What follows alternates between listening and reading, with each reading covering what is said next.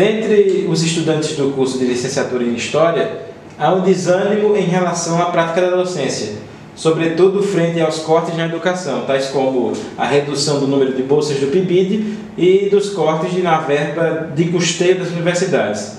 Diante disso, muitos projetos que garantiam a permanência dos estudantes nas instituições foram colocados em xeque. Quais conselhos de incentivo o senhor daria para os estudantes de História que, mesmo diante dessa conjuntura, não desistiram do exercício da docência? Bom, a gente está vivendo um momento de cortes nos financiamentos públicos da educação, né? Não o financiamento público em si. Por quê? Porque ainda se destina muito dinheiro às universidades privadas na forma de bolsas, né? De estudo para garantir o acesso da população ao ensino superior. Mas no que se refere ao ensino público, há uma grande redução de investimentos que a gente vê nessa redução de bolsas que você está comentando aí, tá? A gente está em uma situação que está cada vez pior, tá? Mas assim, só para se serve de consolo, eu sei que a doença dos outros não é consolo para a minha doença, né? Mas quando eu tinha a idade de vocês e eu estava na graduação, o que existia era um sucateamento das universidades federais que já durava mais de quase 20 anos, né? Que vinha desde a década de 80, porque não tinha dinheiro, estava em crise, e a década de 90 também não tinha nenhum interesse em manter essas universidades estaduais, públicas, né? Então o que acontece? Acontece que os professores iam se aposentando e nos lugares eles iam contratando professores temporários. A bolsa, no meu tempo, quando eu comecei assim, a estudar, era só o melhor aluno de todos que tinha direito a uma bolsa, não tinha bolsa, né? Então assim, a situação, por mais ruim que esteja, ainda não está perto do que já foi. A situação já foi muito pior, mas a gente caminha para essa situação, tá? E isso é resultado, esse enfraquecimento da educação pública e dos financiamentos, é resultado desse intento, dessa vontade do governo de transformar uma coisa que deveria ser um direito em uma mercadoria para os grupos grandes conglomerados poderem ganhar dinheiro com isso, né? Então assim, não que não tem investimento público, investimento público tem, mas na transferência de recursos públicos para a iniciativa privada, não no financiamento do ensino público, né?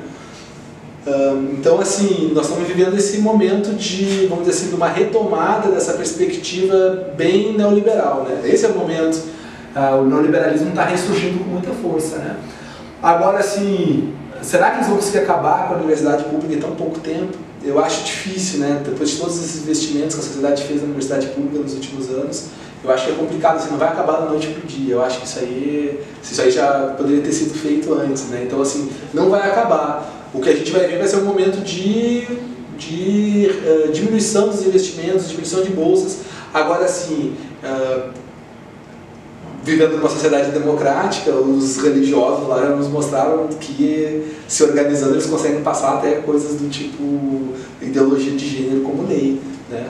Então assim, eu acho que mais do que se desmotivar, acho que as pessoas têm que se organizar para poder reivindicar e não deixar que a escola e a universidade pública se encerrem, né, com essas políticas, né? É uma luta. O ensino público é uma luta política. E é justamente por isso que tem um projeto como Escola Sem Partido para te proibir de falar de política na sala de aula. Uma coisa está ligada à outra. Por quê? Porque senão se quer se discutir a educação como um direito. Isso aí é coisa de socialista. O que eles querem é justamente mercantilizar todo esse campo, né? Então eu acho assim, a gente não deve se desmotivar, a gente deve seguir fazendo o nosso trabalho e se mobilizar para tentar garantir essas conquistas, né? Porque as conquistas, elas são facilmente retiradas no momento em que não há defesa delas, né? Olha a Petrobras. Antigamente, quando a Petrobras foi existir como empresa pública, a campanha do petróleo é nossa, todo mundo defendia que o Brasil tinha que ter petróleo. Tinha que ter o seu próprio petróleo, para não depender do mercado externo. Então isso era uma bandeira nacional. A Petrobras se constituiu como uma bandeira nacional. Por quê? Porque tinha muita gente defendendo ela. Agora, depois de um certo momento, agora, em função dos escândalos de corrupção e tudo mais, a Petrobras tem muitas vozes que defendem o fim da Petrobras. que a gente se submeta totalmente aos padrões de mercado internacional. Ou seja, a Petrobras perdeu aquela identificação que ela tinha com a própria nacionalidade.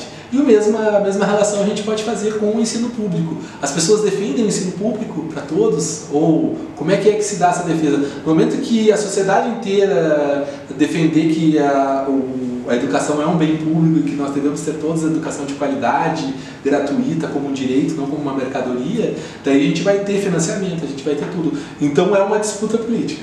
É isso que eu quero dizer. Não desanimem com toda a disputa política. Se a gente simplesmente desanimar, vão tomar conta de tudo, vão acabar com tudo, né? E daí a gente vai ter que fazer o quê? Comprar a educação, que é o que eles querem, fazer um direito virar uma mercadoria. Mas se a gente se mobilizar, embora como professores ninguém mais pode dizer que a gente tem que se mobilizar para defender um direito, mas se a gente se mobilizar a gente pode sim combater esse momento político aí.